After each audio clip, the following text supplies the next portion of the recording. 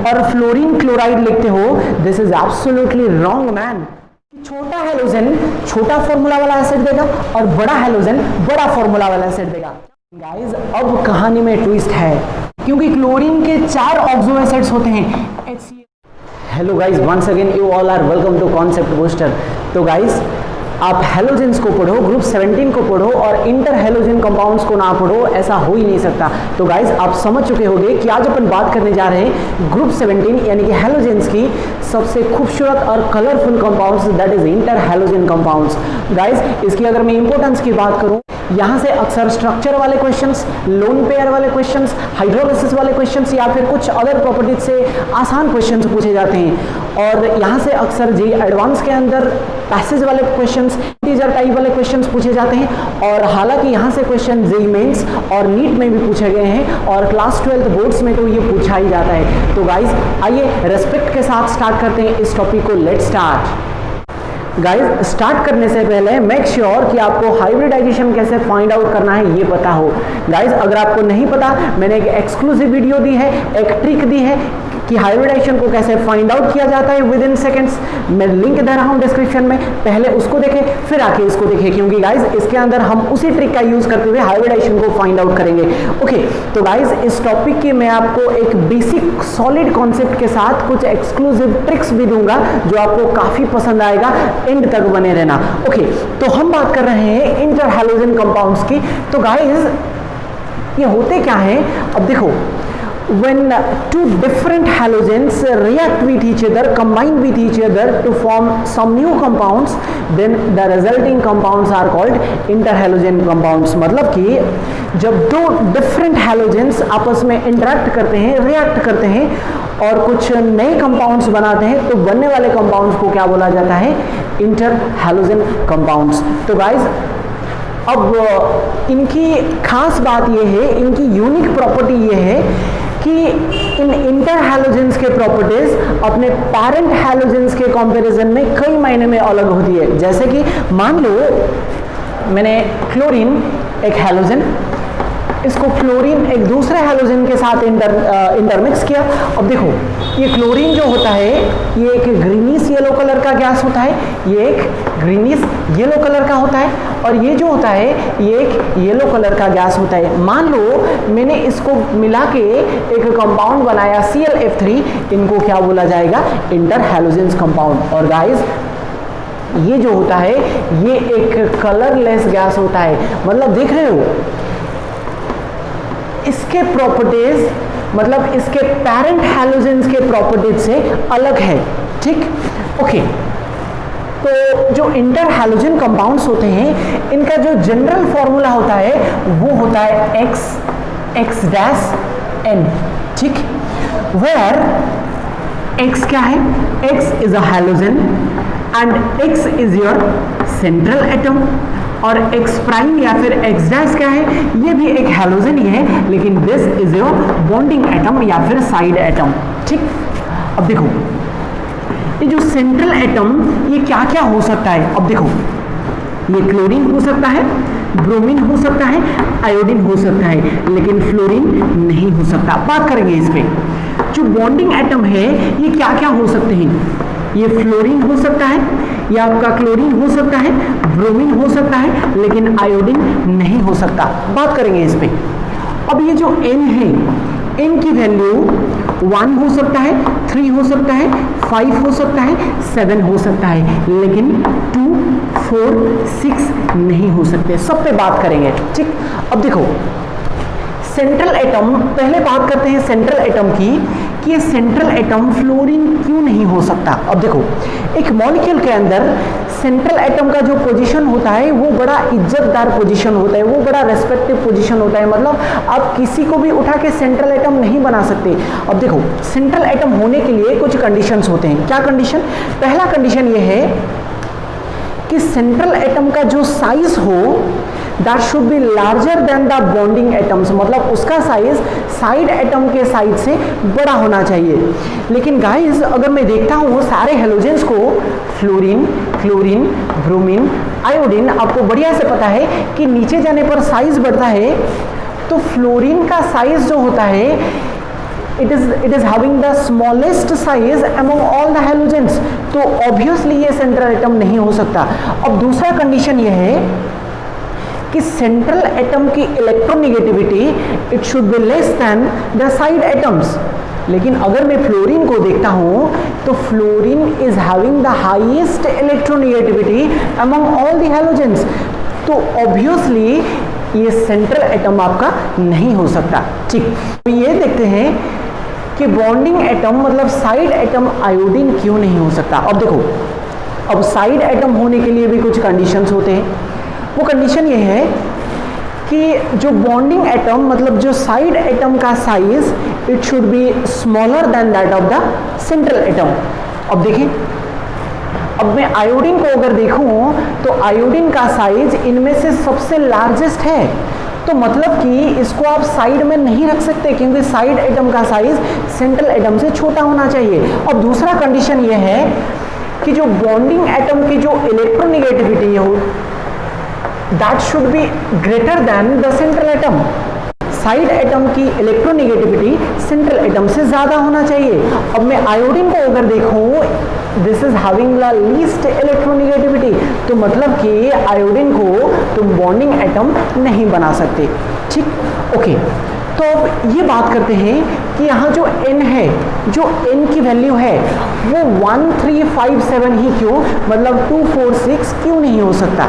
ठीक, अब देखो, आपको बढ़िया से पता है कि बॉन्डिंग या तो सेंट्रल एटम की ग्राउंड स्टेट में होती है या तो एक्साइटेड स्टेट में। ठीक, अब देखो, मान लो ये सेंट्रल एटम रहा X, अब X एक हैलोजन है तो इसका जो general configuration ground state configuration it is your NS2 and NP5 और यहाँ पर ND भी होगा that is vacant except fluorine. ठीक, अब देखो, अगर मैं ग्राउंड स्टेट की कॉन्फ़िगरेशन देखता हूँ दिस इज NS2 और दिस इज NP5 1 2 3 4 5।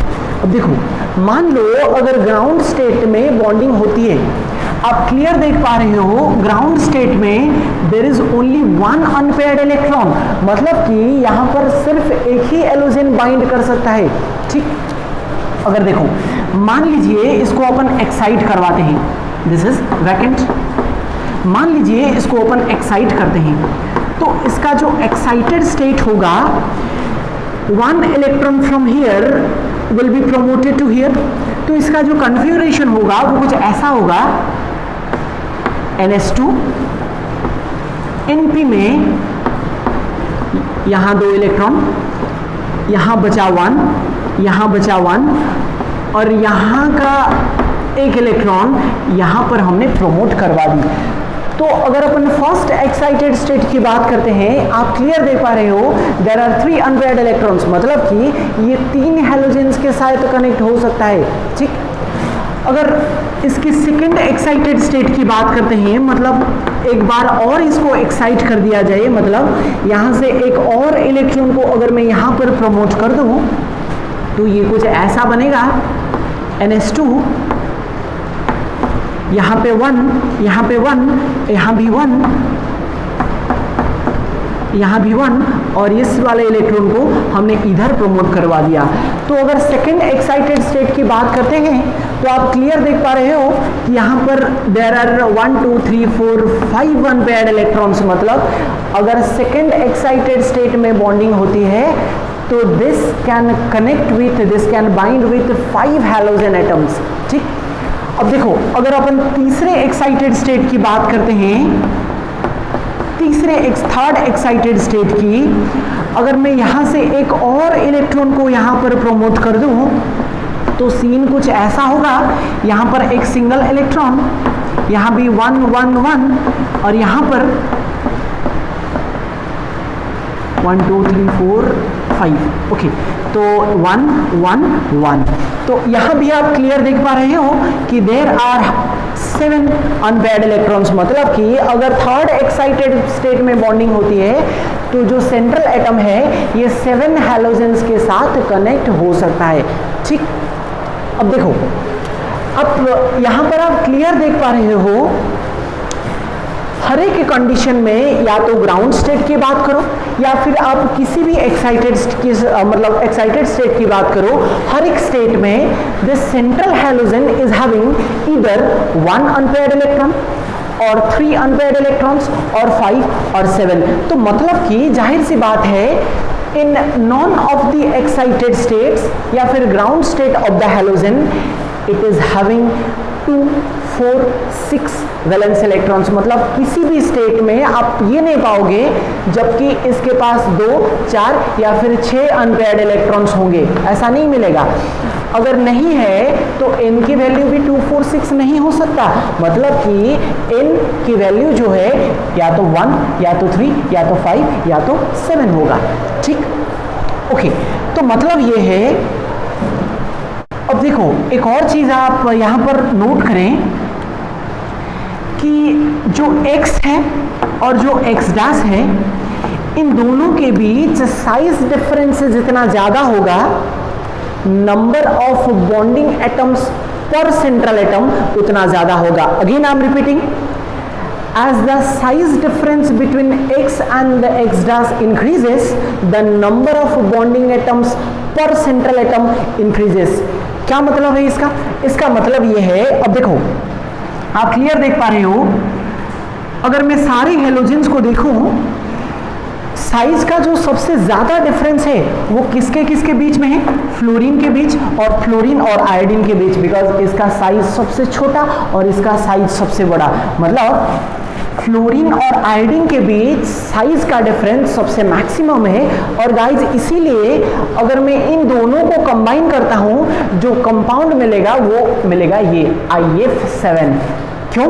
मैंने अभी कहा कि दोनों हैलोजेंस के बीच जब साइज का डिफरेंस जितना ज्यादा होगा, नंबर ऑफ बॉन्डिंग एटम्स पर सेंट्रल एटम उतना ज्यादा होगा। मतलब एक सेंट्रल एटम के साथ उतने ज्यादा बॉन्डिंग एटम्स कनेक्टेड होंगे।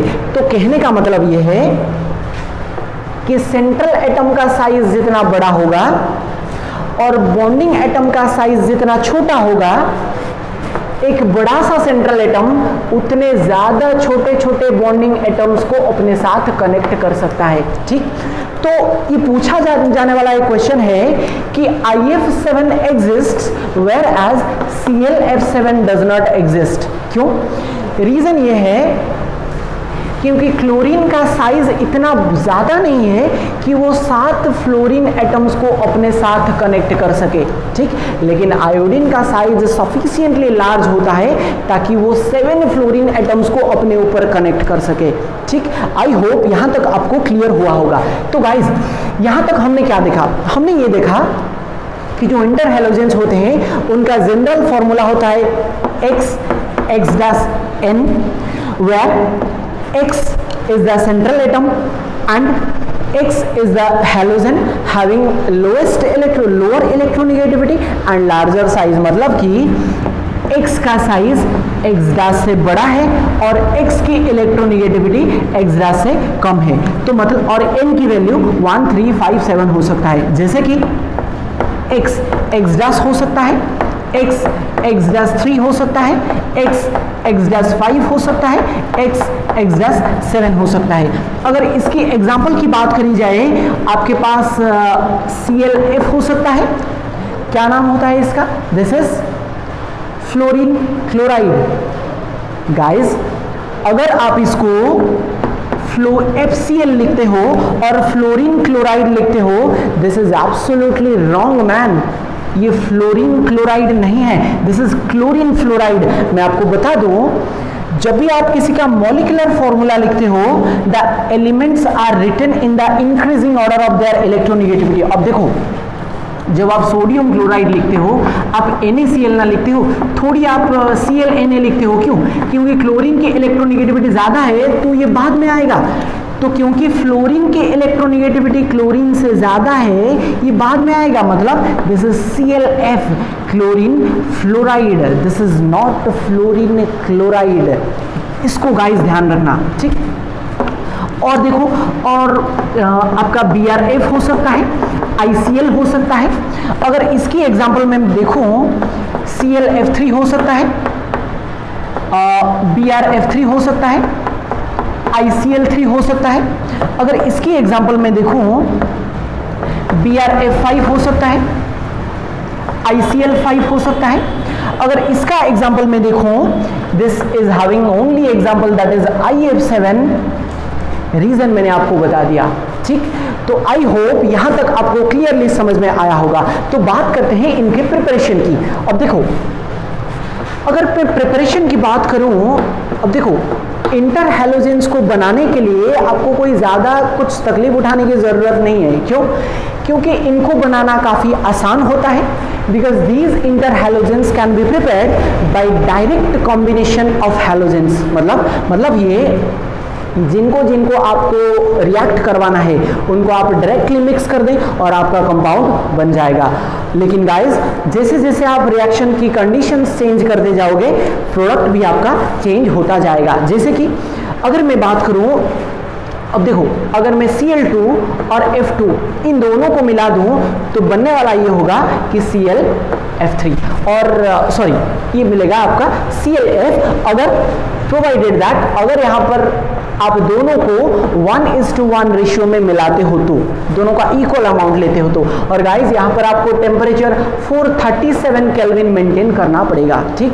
अब देखो अगर इसी को Cl2 और F2 को मैं मिलाऊं और इसको अगर मैं एक्सेस में ले लूं तो गाइस बनने वाला मिलेगा प्रोडक्ट होगा ClF3, ठीक। आई होप आपको समझ में आ रहा होगा। और गाइस यहां पर आपको टेम्परेचर 573 केल्विन मेंटेन करना पड़ेगा, ठीक। कुछ और एग्जांपल्स की बात करते हैं। अगर गाइस मैं आयोडीन और क्लोरीन को मिला दूं तो बनेगा आपका ICl। अगर इन दोनों को मैं इक्वल अमाउंट में मिलाता हूं तो 1:1 रेशियो। अगर मैं I2 प्लस Cl2 अगर मैं क्लोरीन को एक्सेस में रख लूं तो बनने वाला मिलेगा ICl3, ठीक। वैसे ही अगर मैं बात करूं Br2 और F2 को अगर मैं मिलाता हूं तो आपको मिलेगा BrF3। और गाइस इसको अगर मैं एक्सेस में ले लूं तो मिलेगा BrF5, ठीक। तो गाइस इन कंडीशंस को ध्यान रखना जरूरी है क्योंकि कई बार ऐसा पूछ लिया जाता है कि Cl2 प्लस F2 एक्सेस में है और टेम्परेचर रहा 573 केल्विन, बनने वाला प्रोडक्ट है A और बताइए A का शेप क्या होगा। हालांकि अपन शेप की बात करेंगे लेकिन आपको ये तो पता होना चाहिए कि A क्या है, ठीक। तो गाइज आई होप ये आपको काफी अच्छे से समझ में आया होगा। तो मूव करते हैं अगले स्लाइड की तरफ। ओके, तो हम बात करते हैं इनके कुछ इंपॉर्टेंट प्रॉपर्टीज की। अब देखो इंटर हैलोजेंस के बारे में गाइज हमेशा 3 बातें याद रखना कि इंटर हैलोजेंस जो होते हैं वो ऑलमोस्ट सबके सब कोवेलेंट होते हैं।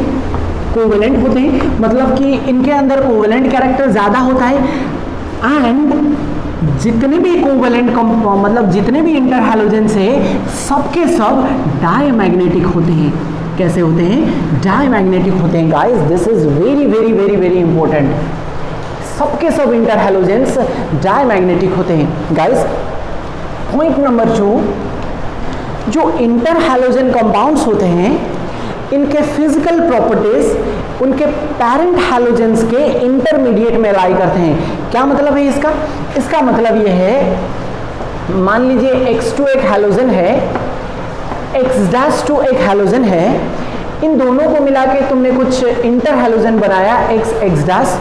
अब इसकी जो प्रॉपर्टी होगी वो इन दोनों के प्रॉपर्टीज के बीच में ही कहीं लाई करेगा, ठीक।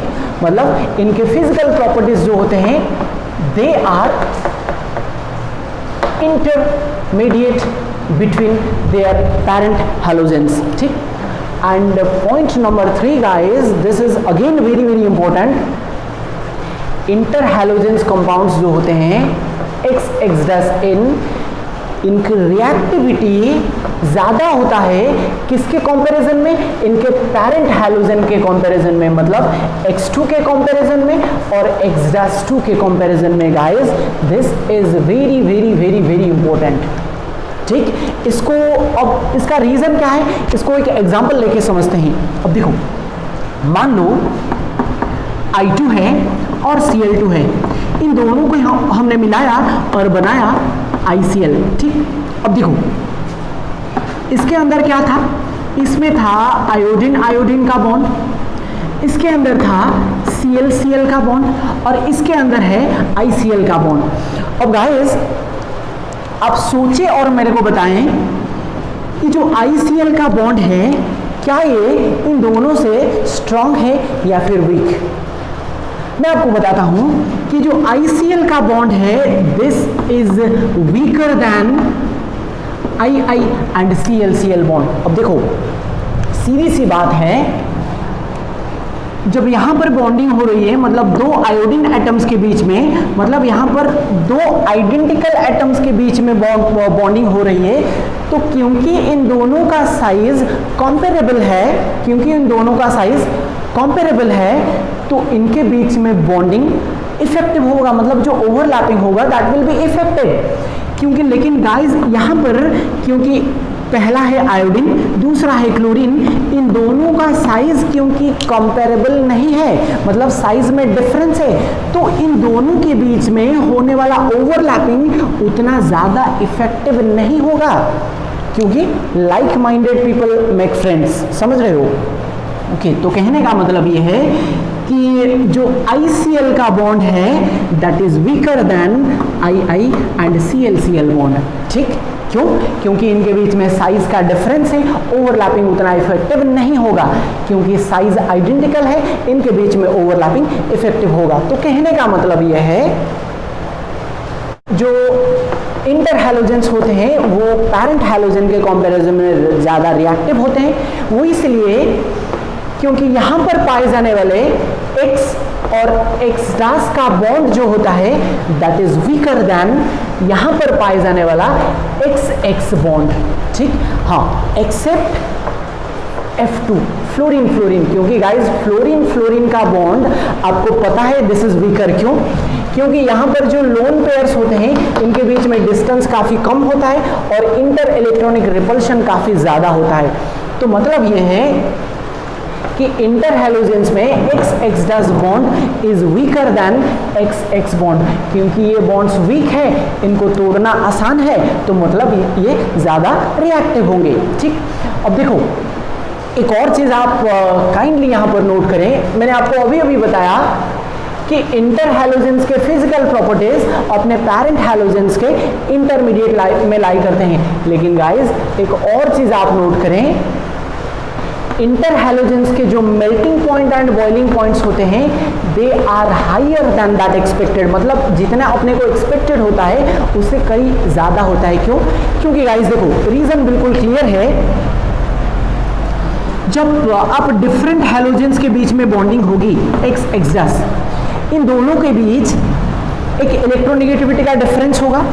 अगर डिफरेंस होगा यहाँ पर एक डेल्टा निगेटिव, यहाँ पर एक डेल्टा पॉजिटिव क्रिएट होगा, मतलब जो मोर इलेक्ट्रोनेगेटिव एलिमेंट होगा उस पर डेल्टा निगेटिव, इस पर डेल्टा पॉजिटिव। अब मान लो ऐसा ही एक दूसरा मॉलिक्यूल है, इस पे भी सेम चार्ज सेपरेशन है, तो आप ये बताओ इन दोनों के बीच में क्या एक डाइपोल डाइपोल इंटरेक्शन काम करेगा? बिल्कुल करेगा।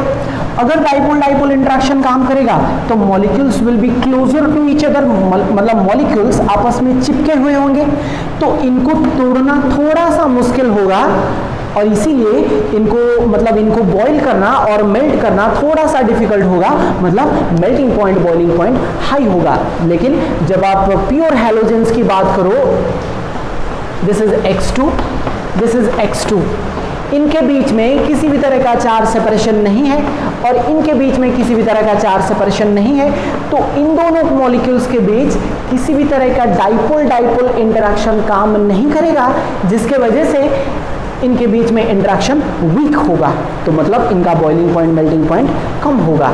ठीक, ओके, तो अब आगे बढ़ते हैं। अब देखो गाइस यहां पर मैं आपको एक एक्सक्लूसिव ट्रिक दूंगा जो आपको काफी पसंद आएगा। तो गाइस अगला जो प्रॉपर्टी है इनका हाइड्रोलिसिस, इंटर हैलोजन कंपाउंड्स के hydrolysis, this is very important and very interesting. अब देखो मान लो एक एग्जांपल से डायरेक्टली समझते हैं, मान लो अपने पास है ClF3 और इसका अपने को करवानी है हाइड्रोलिसिस। ठीक, अब देखो एक लाइन आप हमेशा ध्यान रखें कि इंटर हैलोजन कंपाउंड्स के हाइड्रोलिसिस पर 2 एसिड्स मिलेंगे। ठीक, कितने एसिड्स मिलेंगे? 2 एसिड्स। अब यहां पर जो 2 हैलोजेंस आपको दिख रहे हैं, क्लोरीन और फ्लोरीन, एक का हाइड्रा एसिड मिलेगा, हैलोजन एसिड मतलब कि HX टाइप का एसिड मिलेगा, जैसे कि HF, HCl इस तरह का एसिड, और दूसरे का क्या मिलेगा? Oxo acid. ठीक, again I am repeating, interhalogen का जब तुम हाइड्रोलिसिस करवाओगे 2 एसिड्स आपको मिलेंगे, एक का ऑक्सो मतलब एक का हाइड्रा एसिड मिलेगा, HX टाइप का एसिड, और दूसरे का ऑक्सो एसिड मिलेगा। अब देखो, अब सवाल ये है गाइस, किसका हाइड्रा एसिड मिलेगा और किसका ऑक्सो एसिड, मतलब उसका जनरल फॉर्मूला होता है HXON। ठीक, किसका हाइड्रा एसिड मिलेगा, किसका ऑक्सो एसिड मिलेगा। अब देखो, ट्रिक ये है, आप क्लियरली देख पा रहे हो, ये जो हाइड्रा एसिड है इसका फॉर्मूला थोड़ा सा छोटा है ना, इसका फॉर्मूला समहाउ छोटा है, और इसका जो फॉर्मूला है वो समहाउ बड़ा है। अब ट्रिक ये है कि छोटा हैलोजन छोटा फॉर्मूला वाला एसिड देगा और बड़ा हैलोजन बड़ा फॉर्मूला वाला एसिड देगा। क्या मतलब है इसका? इसका मतलब ये है, आपको क्लियरली पता है यहाँ पर फ्लोरीन और क्लोरीन के बीच फ्लोरीन का साइज छोटा है, क्योंकि इसका साइज छोटा है तो ये छोटे फॉर्मूला वाला एसिड देगा, मतलब HX वाला एसिड देगा, मतलब फ्लोरीन बनाएगा हाइड्रा एसिड, मतलब कि HF। ठीक, अब देखो, क्योंकि क्लोरीन का साइज बड़ा है तो ये बड़ा फॉर्मूला वाला एसिड देगा, मतलब ऑक्सो एसिड। लेकिन गाइस अब कहानी में ट्विस्ट है। क्यों? क्योंकि क्लोरीन के 4 ऑक्सो एसिड्स होते हैं, HClO, HClO2, HClO3 और HClO4। अब सवाल ये है कि इनमें से किसको बनाया जाए। ठीक, अब देखो, इसके लिए भी एक छोटा सा ट्रिक मैं आपको देता हूं। हमेशा ध्यान रखें कि during hydrolysis the oxidation number of the central atom does not change, मतलब कि सेंट्रल एटम का ऑक्सीडेशन स्टेट जो यहाँ वही प्रोडक्ट में रहेगा। मतलब ये यहाँ पे क्लोरीन का ऑक्सीडेशन स्टेट +3, मतलब कि जो बनने वाला ऑक्सो एसिड, मतलब उस ऑक्सो एसिड को अपन बनाएंगे जिसके अंदर इसका ऑक्सीडेशन स्टेट मेंटेन्ड रहता हो। ठीक, अब देखो, इसमें अगर मैं देखो यहाँ +1, यहाँ +3, यहाँ +5, यहाँ +7, मतलब कि यहाँ उस ऑक्सो एसिड को अपन बनाएंगे जिसमें ऑक्सीडेशन स्टेट क्या है? +3, वो है ये, दैट इज HClO2। ठीक, आई होप आपको समझ में आया होगा। एक और एग्जांपल देखते हैं। मान लो मेरे को BrF3 का मतलब BrF5 का सपोज हाइड्रोलिसिस करवाना है। मैंने आपसे क्या कहा? 2 एसिड्स मिलेंगे, छोटा हैलोजन छोटा फॉर्मूला वाला एसिड देगा, मतलब फ्लोरीन छोटा, मतलब ये छोटा फॉर्मूला वाला एसिड, मतलब HF देगा। ब्रोमीन का साइज बड़ा, मतलब ये ऑक्सो एसिड देगा, लेकिन वो ऑक्सो एसिड मिलेगा जिसमें ऑक्सीडेशन स्टेट मेंटेन्ड रहता हो। यहाँ पे ऑक्सीडेशन स्टेट +5, तो उस ऑक्सो एसिड को अपन बनाएंगे ब्रोमीन का जिसमें ब्रोमीन का ऑक्सीडेशन स्टेट +5 है, that is HbRO5, that is I'm extremely sorry, this is HbRO3. ठीक, this is HbRO3, मतलब ऑक्सीडेशन स्टेट इज मेंटेन्ड। तो आई होप आपको ये ट्रिक काफी पसंद आया होगा। तो गाइस अब बढ़ते हैं लास्ट की तरफ, जहां पर हम डिस्कस करेंगे इन सारे मॉलिक्यूल्स का शेप। तो आई होप आपने इस वाला वीडियो को देख लिया होगा। तो हम चलते हैं इनके हाइब्रिडाइजेशन की तरफ। अब देखो, इनका शेप अपन निकालेंगे VSEPR थ्योरी का यूज करते हुए। ओके, तो अगर मैं ClF को देखता हूं, अब देखो गाइस, जाहिर सी बात है कि डाई एटॉमिक मॉलिक्यूल है तो ऑब्वियसली शेप जो होगा that will be linear. Shape जो होगा दैट इज लीनियर, ClF। ठीक, अब देखो, हालांकि यहाँ पर ये पाया जाता है, एक्सरे डिफ्रैक्शन स्टडीज ये बताते हैं कि यहाँ पर भी हाइब्रिडाइजेशन काम करता है और हाइब्रिडाइजेशन होता है sp3। ठीक, अब देखो, अगर मैं BrF3 की मतलब X3 टाइप की बात करता हूँ, अब देखो, central atom is your bromine, valence electron होते हैं 7, 3 फ्लोरीन्स, मतलब 3 इलेक्ट्रॉन्स को कंज्यूम करेंगे, तो इसके पास नॉन बॉन्डिंग इलेक्ट्रॉन बचे 4, मतलब 2 लोन पेयर्स। तो हाइब्रिडेशन क्या होता है बेटा, number of bonding atoms 3 plus lone pair बचे 2, दैट इज 5 का मतलब हो गया sp3d। और गाइज आपको यहाँ पर बेंट रूल लगाने की जरूरत पड़ेगी। अगर आप बेंट रूल लगाओगे तो सेंट्रल एटम आपका, तो गाइज स्ट्रक्चर आपका हो जाएगा ट्राइगोनल बाइपिरामिडल।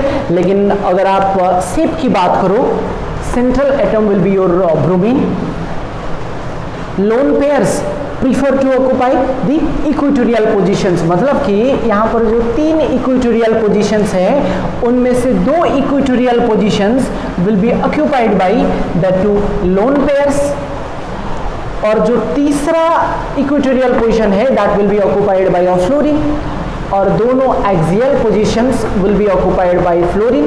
बट यहाँ पर लोन पेयर के रिपल्शन की वजह से ये इसको थोड़ा सा पुश करेगा और ये थोड़ा सा पुश करेगा, मतलब ये फ्लोरीन थोड़ा सा बेंड हो जाएगा और ये थोड़ा सा बेंड हो जाएगा, और स्ट्रक्चर कुछ इस तरह का होता है। और अगर आप देखो ये कुछ टी जैसा दिख रहा है, लेकिन ये थोड़ा सा बेंड है, तो इसको क्या बोलते हैं, बेंट टी, इसको बोलते हैं बेंट टी शेप। ठीक, ओके। तो बढ़ते हैं x-5, तो ICl5 मान लीजिए example, iodine valence electron 7, fluorine formation करता है सिंगल बॉन्ड, मतलब पांचों फ्लोरीन 5 इलेक्ट्रॉन्स को यूज करेंगे और इसके पास बचेंगे 2 इलेक्ट्रॉन्स, यानी कि 1 लोन पेयर। अगर मैं हाइब्रिडाइजेशन की बात करता हूं तो this is your number of bonding atoms 5 plus lone pair 1, that is 6 का मतलब हो गया sp3d2, मतलब स्ट्रक्चर हो जाएगा ऑक्टाहेड्रल। ठीक, ऑक्टाहेड्रल। लेकिन अगर अपन शेप की बात करें तो आयोडीन आपका होगा सेंटर में, एंड जो 4 chlorine atoms they will occupy the corners of A square, and 1 chlorine will be above the plane, and जो 6th octahedral site that will be occupied by a lone pair। और guys ये जो shape होता है this is called a square pyramidal। क्यों? ऐसे centre में आपका iodine, the 4 chlorine atoms will occupy the corners of a square, 1 above the plane, that means square pyramidal। और ये लोन पेयर को अपन काउंट नहीं करते हैं while determining the shape. Okay, तो इसको क्या बोलते हैं, इसको बोलते हैं square pyramidal, square pyramidal. Okay, last की तरफ बढ़ते हैं, that is IF7, X-7, central atom is iodine, valence electron, sorry this is IF7, central atom iodine, valence electron 7, और 7 फ्लोरीन 7 इलेक्ट्रॉन्स को यूज कर लेंगे, तो हाइब्रिडाइजेशन क्या हो जाएगा, 7 plus lone pair 0, that is 7 का मतलब हो गया sp3d3, मतलब 1s3p एंड 3d ऑर्बिटल्स के बीच में इंटरमिक्सिंग होगी, और इसका जो स्ट्रक्चर आएगा that will be pbp, pentagonal bipyramidal.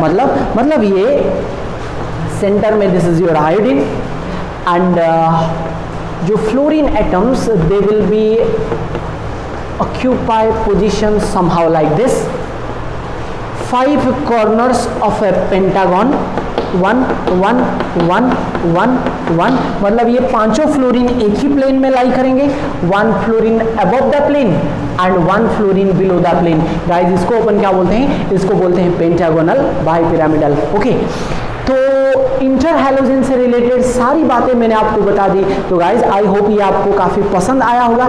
अगर आया है तो लाइक कर दे वीडियो को, चैनल को कर दे सब्सक्राइब। तो मिलते हैं अगले क्लास में, तब तक take care, bye bye, have a nice day.